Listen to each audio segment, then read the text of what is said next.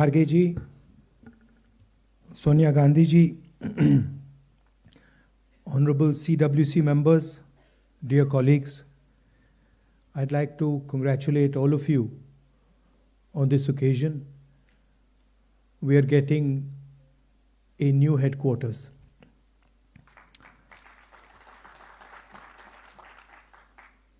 And we are getting a new headquarters at a very particular time. I think it's quite symbolic that yesterday, in a speech, the chief of the RSS said that India never achieved independence in 1947. He said that true independence in India was achieved when the Ram Mandir was built. This building, it is not an ordinary building. It has emerged from the soil of our country, and it has emerged as a result of the hard work and sacrifice of millions of people, and not just sacrifice prior to the freedom movement, but sacrifice until today.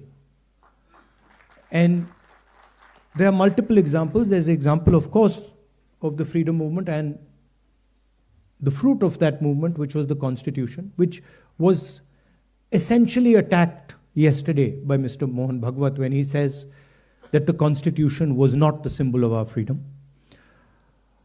But also after that, thousands of our workers died in Punjab, thousands of our workers died in Kashmir, thousands of our workers died in the Northeast. And so this party has stood for a particular set of values.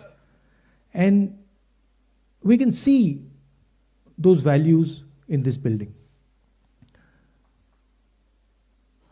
Unlike the Western world, which focuses on outside the self, the Indian way of thinking is about understanding the self. If you look at our great masters, they're all about understanding precisely who you are, where you come from, who you are, what your nature is. And that, the Bhagavad Gita is about that, Shiva is about that, Guru Nanak Ji is about that, Kabir is about that. All of them are asking the fundamental question, who are you? And this is really the fight that is taking place in India today. There are two visions of the self in India in conflict. One is our idea, the idea of the Constitution, and the other is the idea of the RSS. One idea says India is a union of states.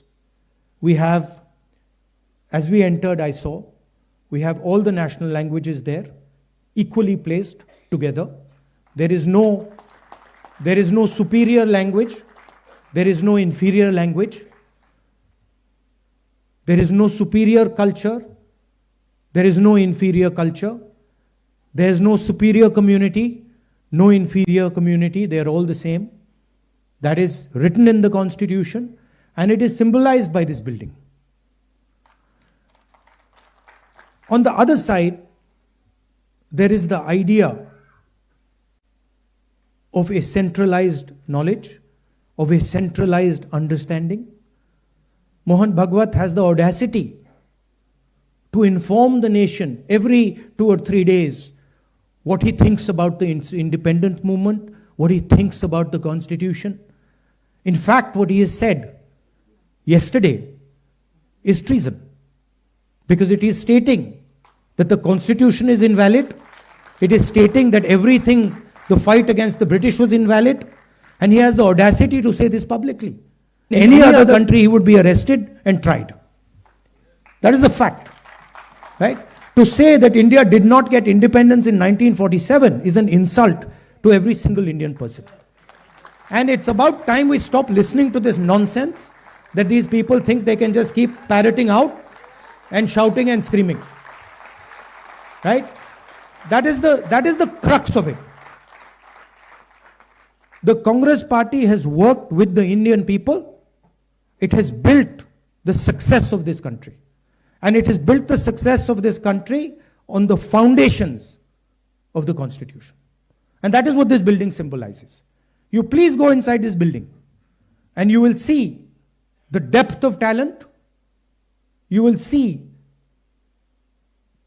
how deeply the Congress party has entered the soul of India. There's a history there. In fact, we forget.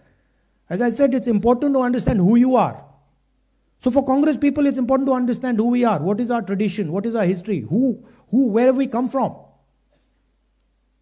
Please look in the building. You will see Mahatma Gandhi, Sardar Patel, Jawaharlal Nehru. And it doesn't stop there.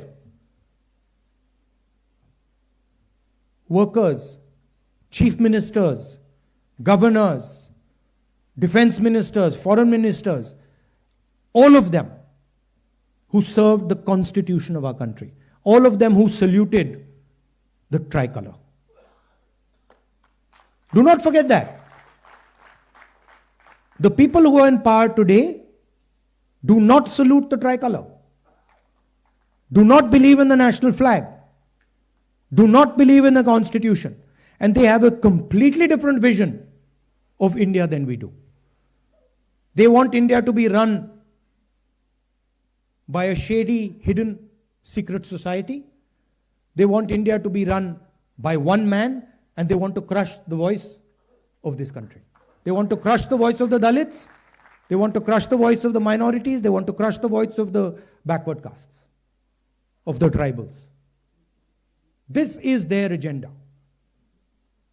And I would also like to say clearly that there is no other party in this country that can stop them.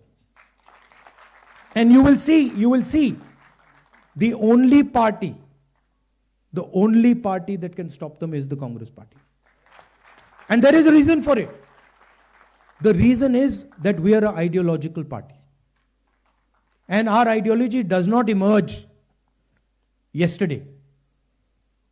Our ideology, like the RSS ideology, is thousands of years old, and it has been fighting the RSS ideology for thousands of years. We have our symbols. We have Shiva. We have Buddha. We have Guru Nanak. We have Kabir. We have Mahatma Gandhi. We have our symbols. And these are all the symbols who have shown the correct path to this country. Please name one symbol of the RSS ideology that is revered in India today. Name one symbol. Was Guru Nanak from the RSS ideology? Was Buddha from the RSS ideology? Was Krishna Bhagwan from the RSS ideology? Not a single one. Because every single one of these people fought for equality, fought for brotherhood, fought for affection. And so the last thing I would like to say is that this building has emerged from the blood of Congress people. And not just Mahatma Gandhi, Jawaharlal Nehru, Patel ji, not just these people. It has emerged from the blood of our workers, from every single one of our leaders. That includes all of you who are today defending the idea of the Congress party. Everybody in this room is under severe assault defending the ideas of the Congress party. Sometimes we forget it. But these people in this room are facing systematic attack and assault on their lives because they are in the Congress party. and they are not surrendering to the BJP and the RSS. And in the same way, thousands of workers are there. But there are also thousands of people who believe, millions of people who believe in the Congress ideology. They're sitting outside the Congress. And that is why, the same way, this building has emerged from the soil of our country, from the blood of our leaders, from the blood of our workers. This building, the idea behind this building must also reach the corners of our country. That is the duty of this building. That it does not just remain a building, that the ideas that are inside this building reach the corners of our country. Reach Tamil Nadu, Kashmir, Northeast, Gujarat, Andaman, Lakshadweep, every corner of our country. This idea has to be propagated from this building. So I'd also finally like to thank all the people who've been responsible for giving us this building. The people Venugopalji mentioned, Murli Deora, Motilal Vora ji, who we all miss, Ahmed Patel ji, the others who have helped with the completion, Manish Chatra ji, Venugopal ji, Priyanka.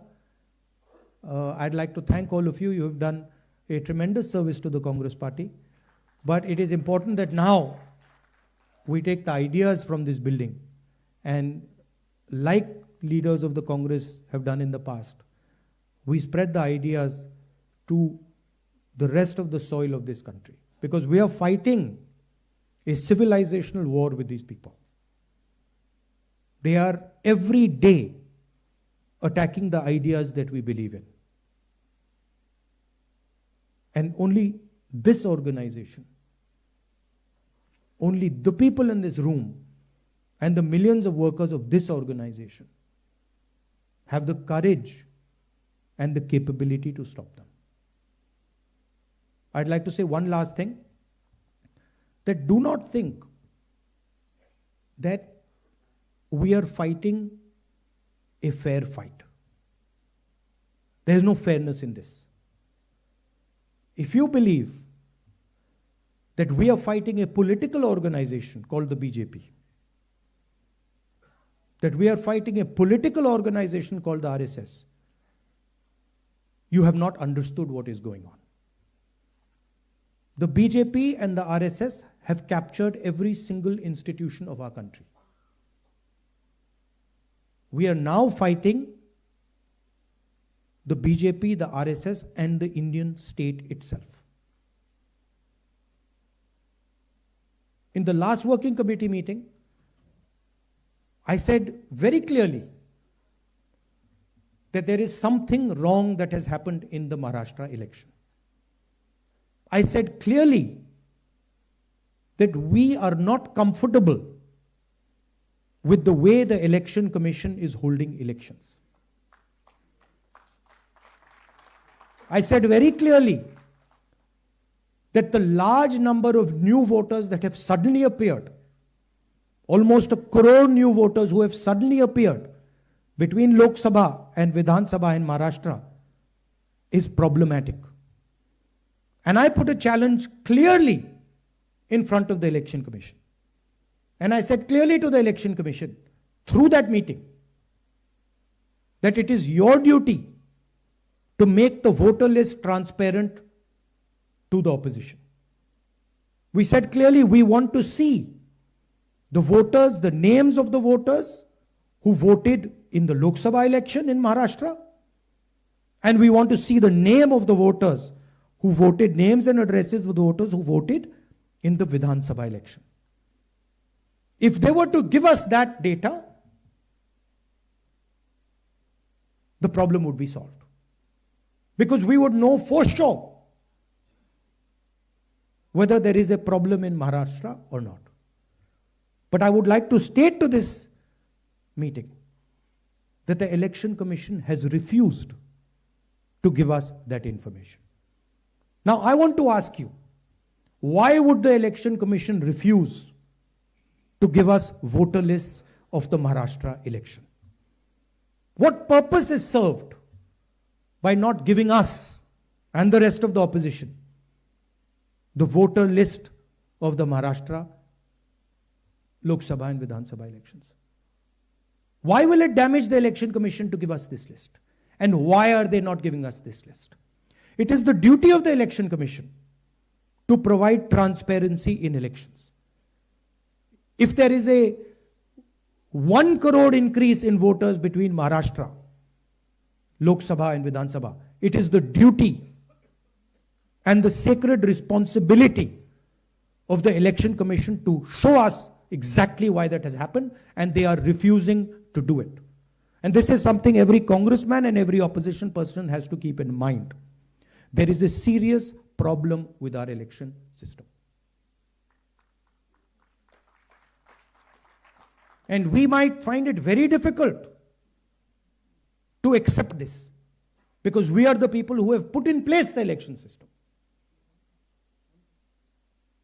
But we have to keep it in mind that there is a problem.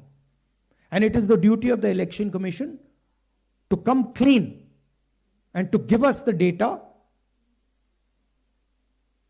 of the Maharashtra and the Haryana elections, to give us the data we are asking for, the opposition is asking for, in which they are refusing to give us. So that is the situation in which we are fighting. Investigative agencies which are supposed to investigate crimes are being used against opposition.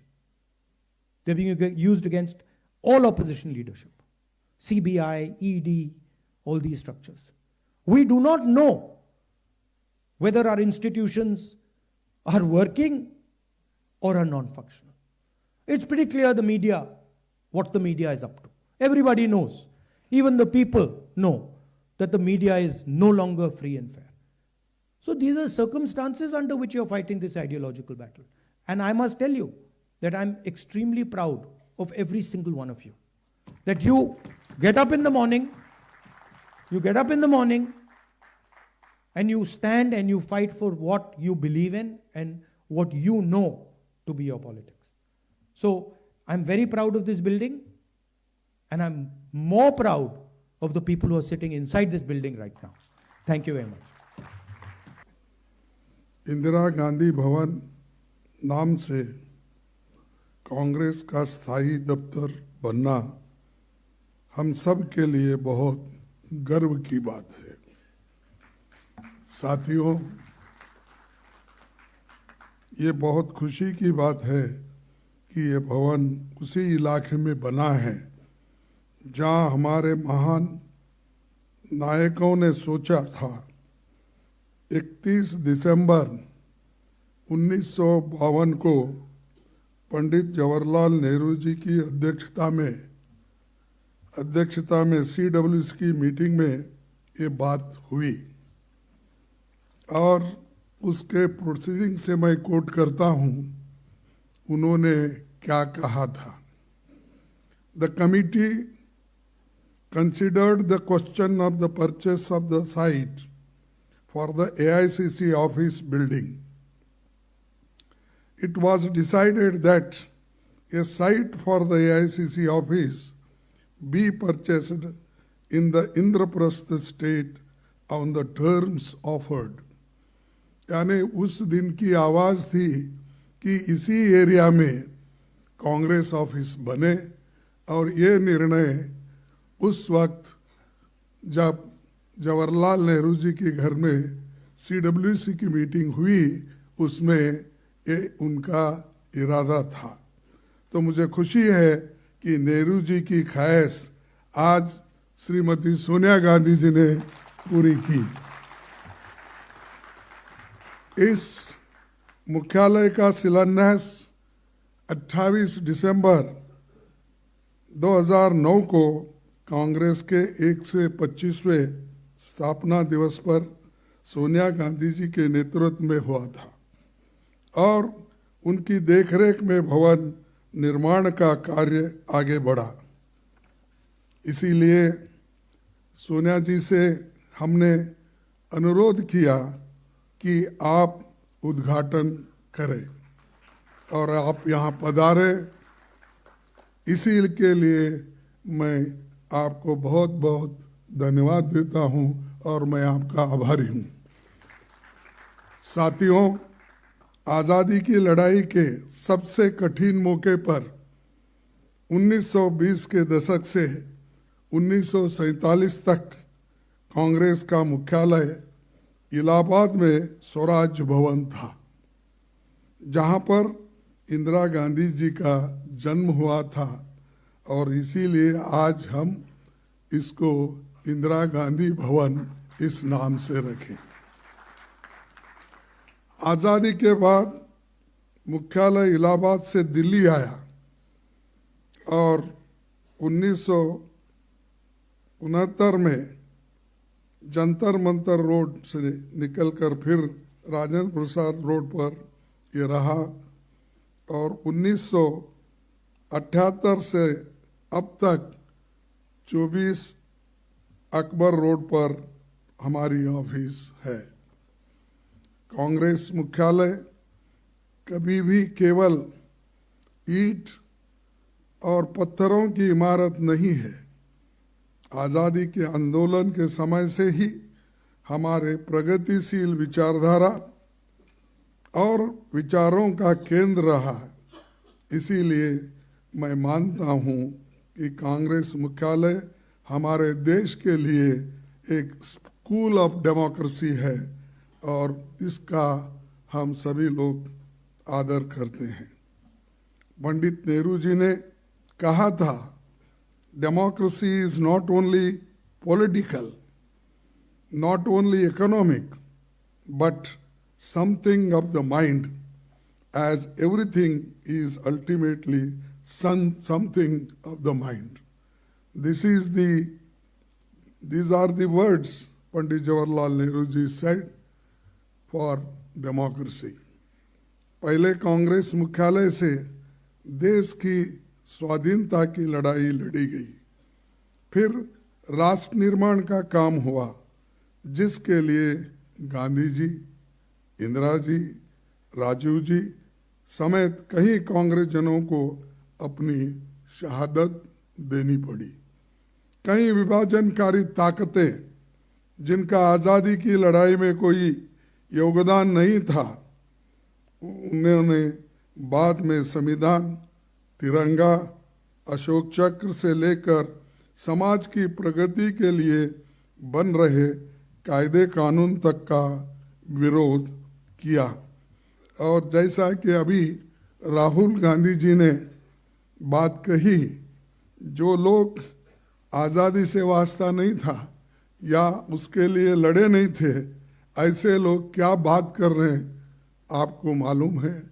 आज ही मैं paper में पढ़ा कि जो RSS के मुख्य है भागवत, उन्होंने अपना मुंह खोला और ये कहा कि रियल आज़ादी मिली जब राम मंदिर बना और उसका उद्घाटन किया।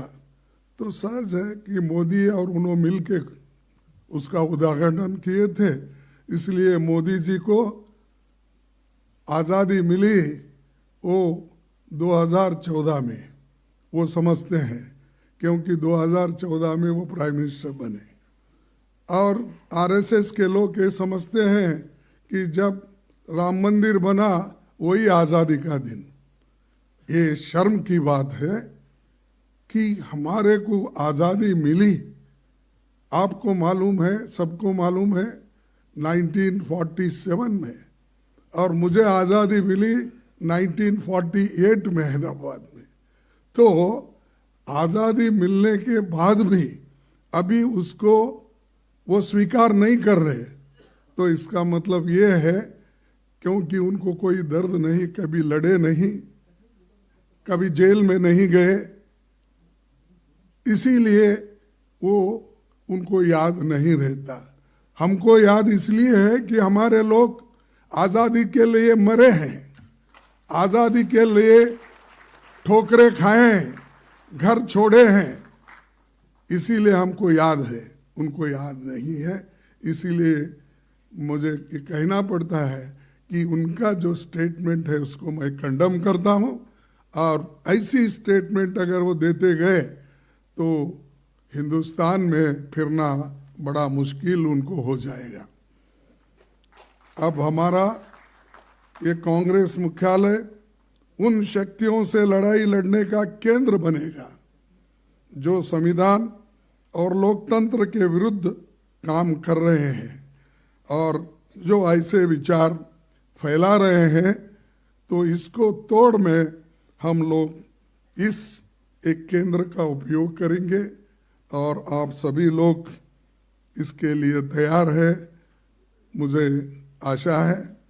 तो मैं और एक बात आपके सामने रखूंगा कि 28 दिसंबर सन 1885 को W.C. बनर्जी की अध्यक्षता में मुंबई में पहले अधिवेशन से लेकर अब तक के सभी अध्यक्षों और नायकों को हम याद करना चाहिए, क्योंकि इन्होंने सभी संभाला। इसीलिए तो आज हम ये दिन देख रहे हैं और एक के बाद एक उन्होंने त्याग दिया, बलिदान दिया। तो इसीलिए मैं उनको भी नमन करता हूँ, याद करता हूँ। साथियों, 2024 का साल संविधान के स्वीकार करने का 75वां साल और राष्ट्रपिता महात्मा गांधी के कांग्रेस अध्यक्ष बनने की शताब्दी का साल भी है। गांधी जी ने कांग्रेस अध्यक्ष रहते आम आदमी, महिलाओं, किसानों, मजदूरों से लेकर देश के हर वर्ग से कांग्रेस से जोड़ा। छुआछूत जैसी सामाजिक समस्याओं को भी राजनीतिक एजेंडे में शामिल किया था और उन्हीं के वजह से आज बहुत से गरीब लोग कांग्रेस से जुड़े हैं। आज़ादी के आंदोलन के कई अहम पड़ाव में कांग्रेस के नेतृत्व में आंदोलन चले, इतिहास इसका गवाह है। लेकिन आज इसी इतिहास के साथ छेड़छाड़ करने की कोशिश आरएसएस और उनके साथी लोग कर रहे हैं। मैं इस मौके पर एक बात कहना चाहता हूँ। डॉक्टर अंबेडकर जी ने एक बात बताई थी, याद दिलाना चाहता हूँ। उन्होंने कहा था, वे इतिहास नहीं बना सकते जो इतिहास भूल जाते हैं। तो ये बात हमको याद रखना चाहिए। जो इतिहास भूल जाते हैं, जो काम कांग्रेस ने किया उसको अगर भूल जाते हैं, जो लोग आज़ादी हमको दिलाई अगर हम भूल जाते हैं, तो आप कोई नया इतिहास बनाने वाले नहीं हैं। तो ये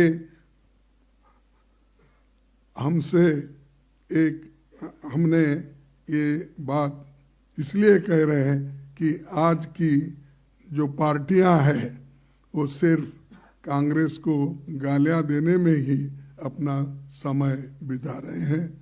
देश के लिए कुछ काम उन्होंने नहीं किया, सिर्फ प्रचार एक ही काम है।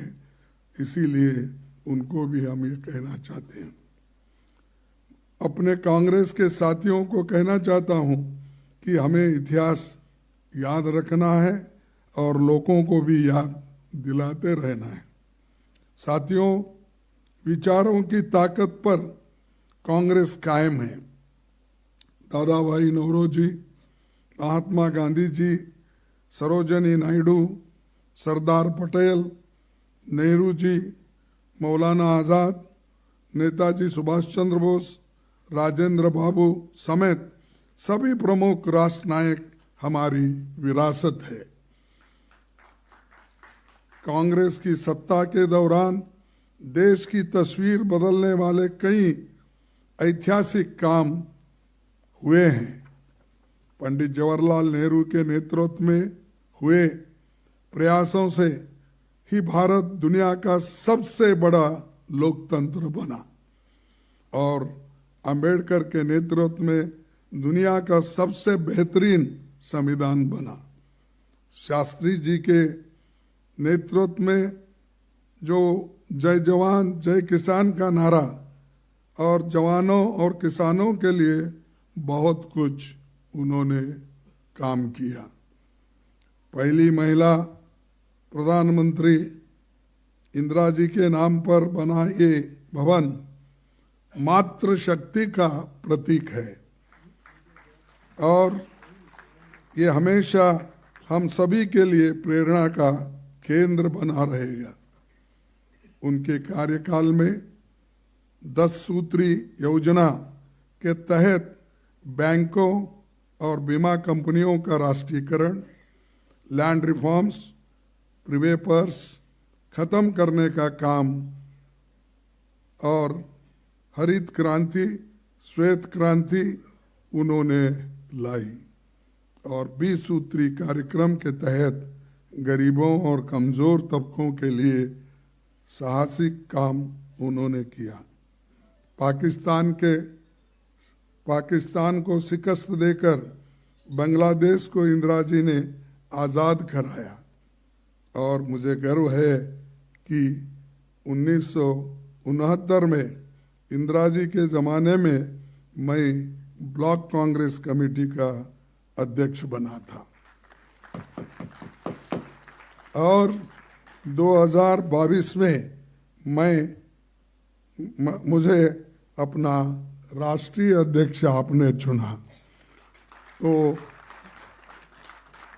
69 से लेकर लगातार कांग्रेस पार्टी में मुझे सेवा करने का मौका मिला और आपने जो मुझे अध्यक्ष चुना 2022 में, कि इसका मैं बहुत ही आभारी हूँ और किसी भी शब्द में अगर मैं कहूँगा वो कम गिर जाएंगे शब्द, लेकिन इतना बड़ा एक हम पर आप सभी लोगों ने जो एक आशीर्वाद किया, इसीलिए आज हम आपके आइडियोलॉजी पे, हमारे आइडियोलॉजी पे हम डटे रहते हैं, डटे रहेंगे, चाहे वो कोई भी हो, प्रधानमंत्री हो, आरएसएस के मुखिया हो, होम मिनिस्टर हो।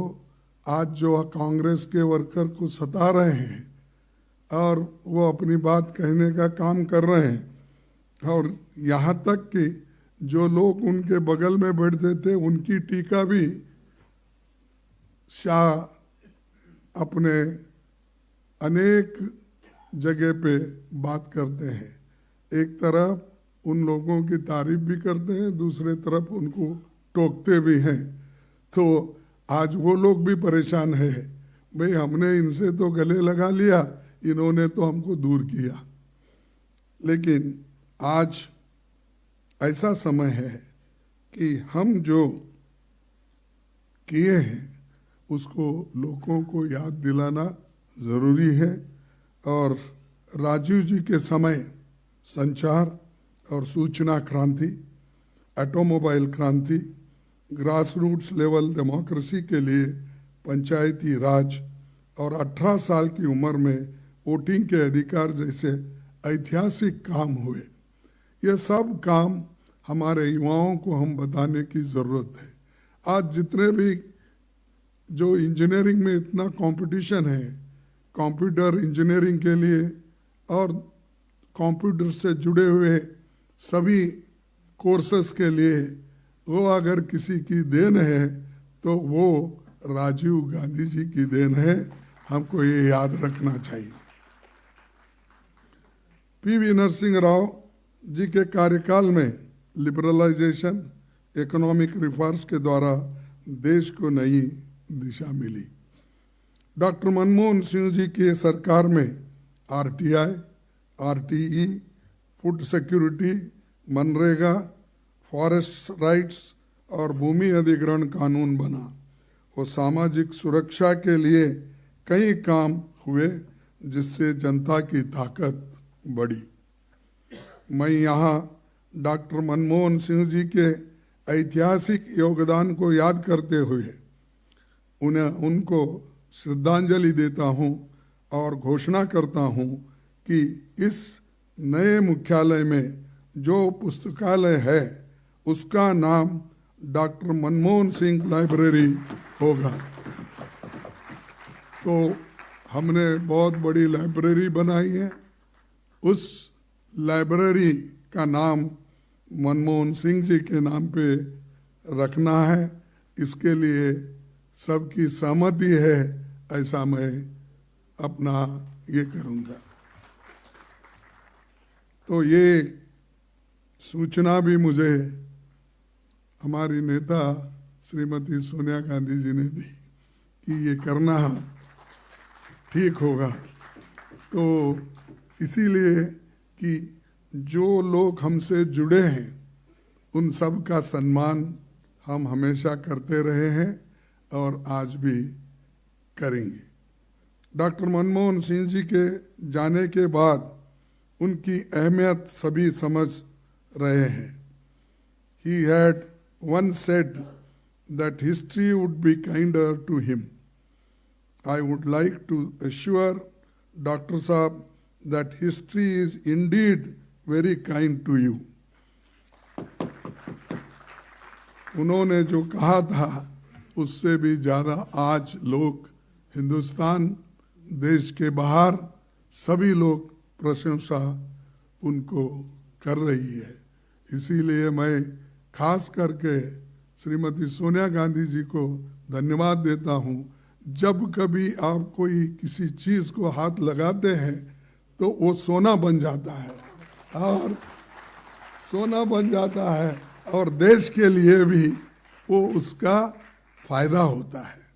मैं ये नहीं कर रहा हूँ आपको खुश करने के लिए, ना उन्होंने नहीं है।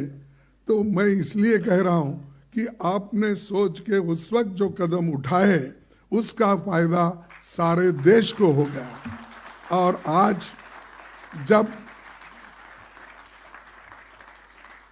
दुनिया में उनकी चर्चा होती है, दुनिया में जब उनका कौतुक किया जाता है, तो ये सारा क्रेडिट हमको ही आता है, आपको ही आता है।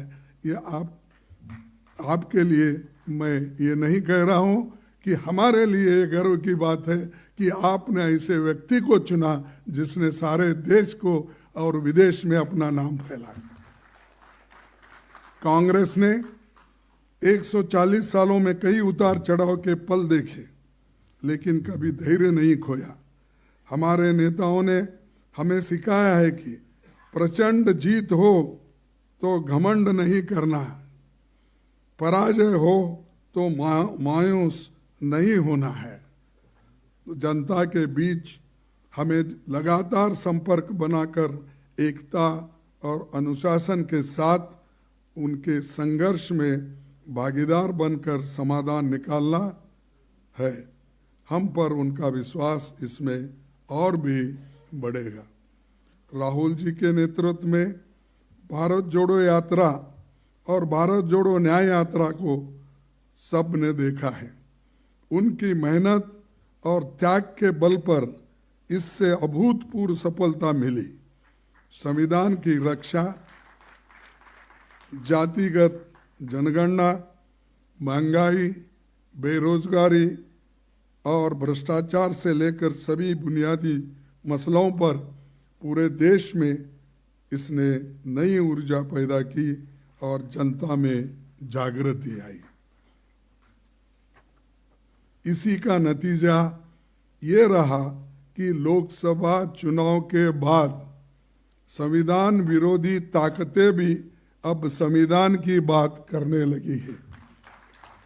हमें भरोसा है कि पार्टी का नया मुख्यालय कांग्रेस को एक नई ऊर्जा देगा। जनता के हकूक के लिए लड़ते हुए हम कामयाबी देंगे।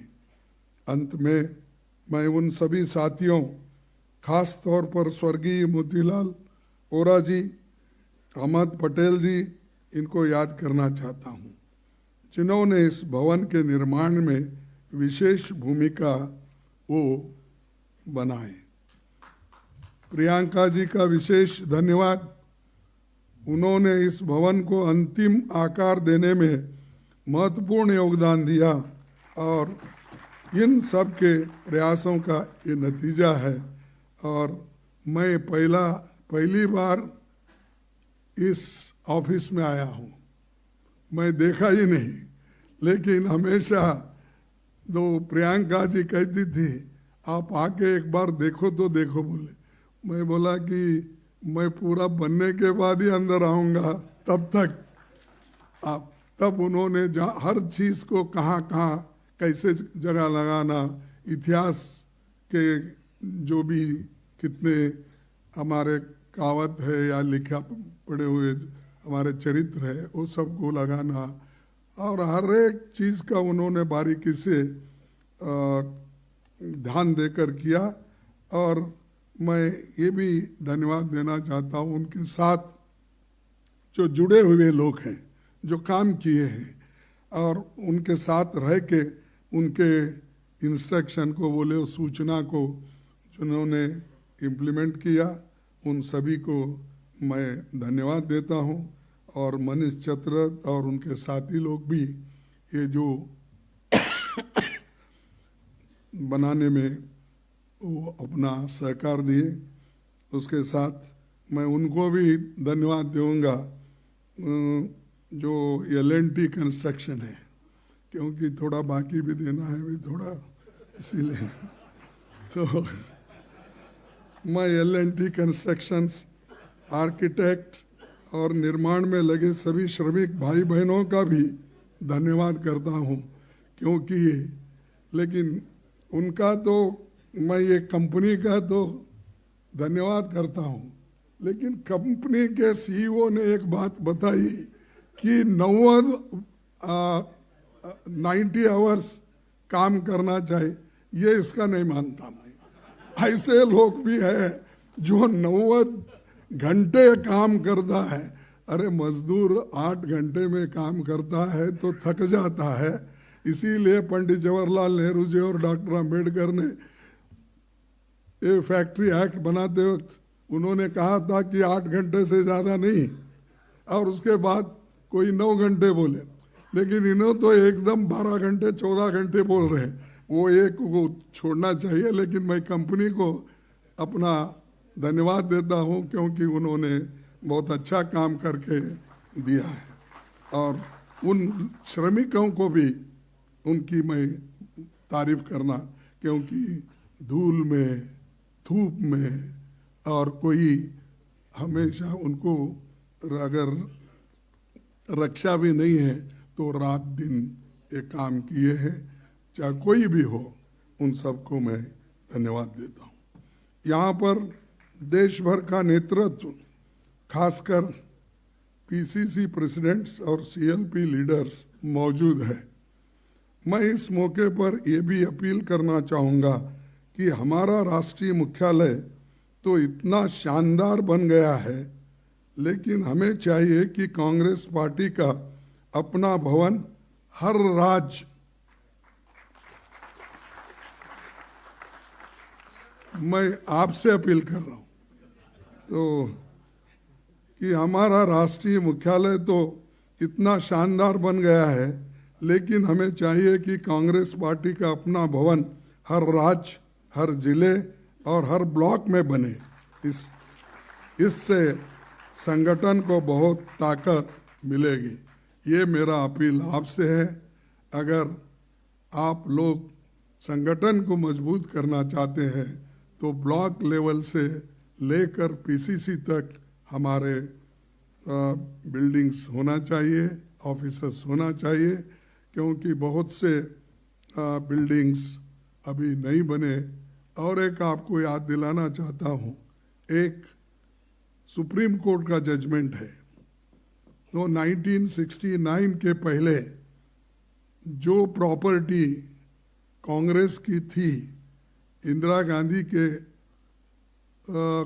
अध्यक्ष बनते वक्त, तब सुप्रीम कोर्ट ने एक निर्णय दिया है कि वो सब प्रॉपर्टी कांग्रेस को देना चाहिए, हैंड ओवर करना चाहिए। इसी बेसिस पे हमारे कर्नाटक में जो बिल्डिंग देवेगौड़ा के पास थी, JDS के पास, तो हमने वापस ली। हमारे वहाँ के सभी नेता लोग कोशिश किए और उसके बाद आज लाखों की प्रॉपर्टी है।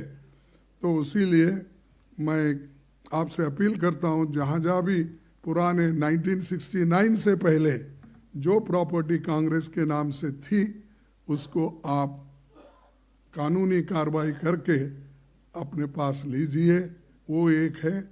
और दूसरा, जहाँ नहीं है, आप कृपया बिल्डिंग बंद कर आप एक खुशी कांग्रेस पार्टी को दीजिए।